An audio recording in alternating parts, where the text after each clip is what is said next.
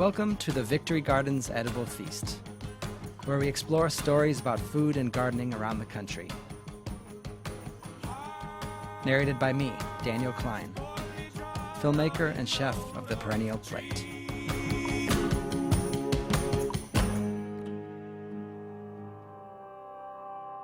Cincinnati is known for its cinnamon-spiked chili served over soggy noodles. Trust me when I tell you that the city and its surrounding areas have a lot more to offer in the food department. This week, we are going to prove it. Our first story takes us to a man whose reputation precedes him. Everywhere we went, we heard the same thing. Wait till you meet Warren. Warren Taylor worked in the big dairy industry for years, building billion-dollar plants. Frustrated with the quality of milk, he made a dramatic shift to design a tiny plant in Appalachia that only accepts milk from grass-fed cows. Meet Mr. Taylor of Snowville Creamery. There's all this talk about, well, we make all our food with only 3% of our population doing farming. Well, I'm not sure that's a good thing, because this is farming being done that requires a lot of human input, a lot of human thought. This is watching the ground every day, watching how it changes, thinking in terms of the long term, because that's just as fascinating and complicated and interesting as the very sophisticated computer-controlled huge plants I used to design.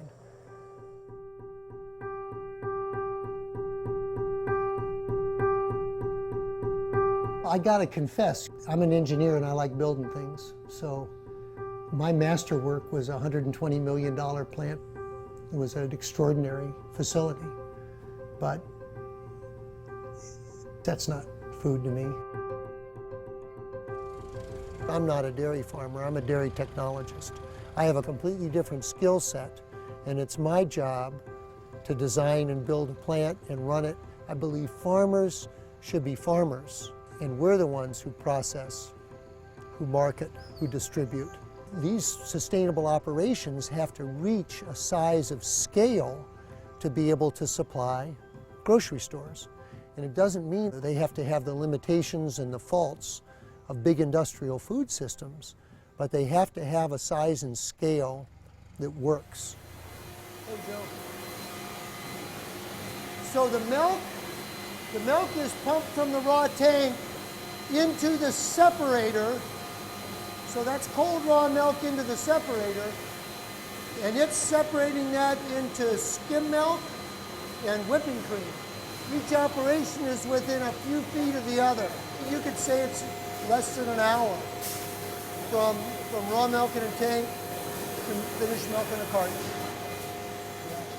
There's a nutritive substance, happens to be a good omega-6, called conjugated linoleic acid, CLA.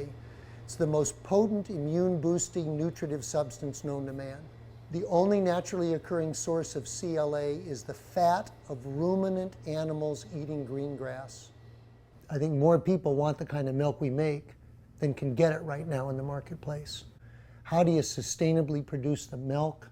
How do you increase the soil fertility while you're doing it? How do you make these dairy products so they're super high quality so people are really excited to eat them? How do you make a dairy farm so it requires almost no inputs from the outside?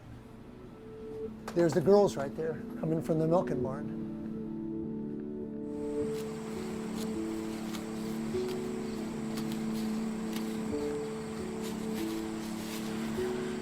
People think of cows munching on the grass. Well, they're not. They're actually throwing their tongue out, and that tongue can differentiate what the different plants are, and it's actually choosing which plants.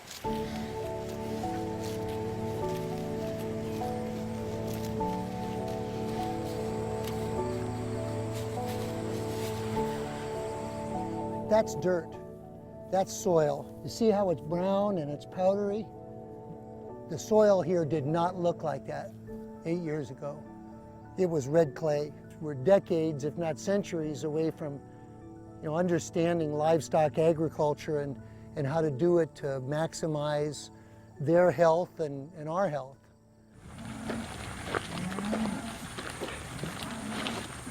"30 years ago in America, we kind of had the idea, we've all got plenty of food, we've all got plenty of nutrition, it isn't an issue.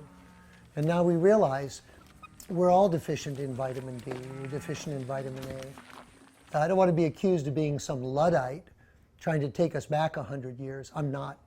I'm an engineer. I'm a food scientist. I want to measure nutrition. I want to measure fertility. I want to define sustainability.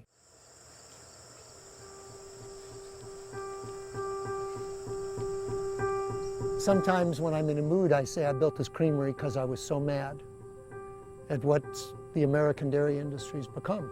But it's bigger than that, because it's really about trying to demonstrate a capitalism that supports democracy instead of subverting it, which is what I've seen in America for the last 30 years. We have to have a community-based capitalism.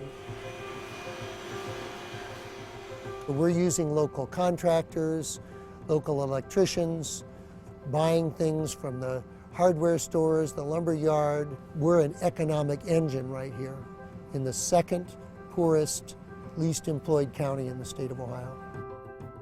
There's such a wonderful sense of community here. It's real.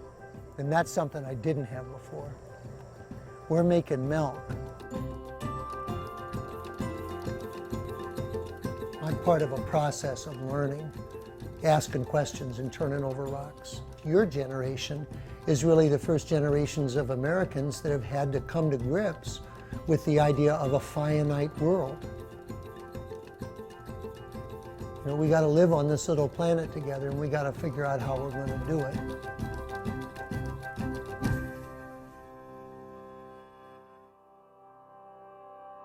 We shift gears in this next piece to a couple that is obsessed with culture. And by culture, I mean the bacteria that is in our gut and all around us. Jordan and Jen run Fab Ferments, a business that makes and sells sauerkraut, kefir, kimchi, and just about every other fermented product out there. Here's their story.